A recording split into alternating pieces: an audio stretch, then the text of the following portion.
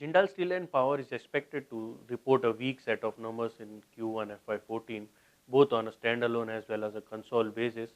In the standalone business, the top line growth would be impacted by lower realizations.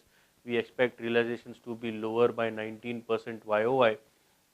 This is largely because of lower pellet realizations as well as lower steel realizations.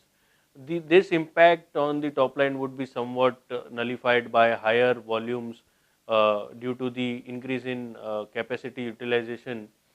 We expect volumes to increase by 33%, which would boost the top line by 4% to 34.6 billion rupees. On the margin front, we expect margins to be under pressure. We expect operating profit to decline 25% to 7.8 billion rupees, largely because of the decline in realizations.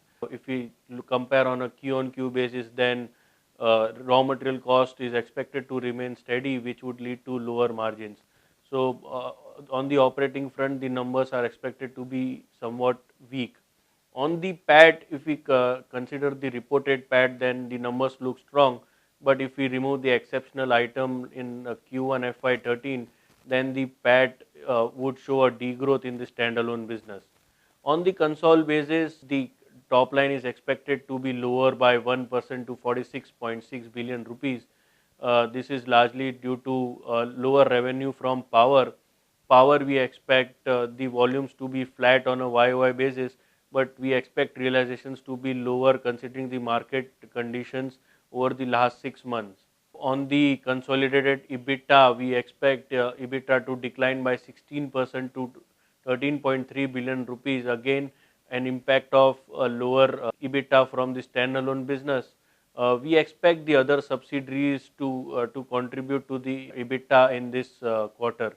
On the bottom line front, we expect PAT at around 5.1 billion rupees, which is 32% higher on a YOY basis. But if we remove the exceptional item last year, then it is down by 47% YOY. On the whole, we expect the company to report a weak set of numbers, largely due to lower realization of both steel products as well as power. We are currently valuing the company. We have a buy rating on the stock. We would further downgrade the stock after the results.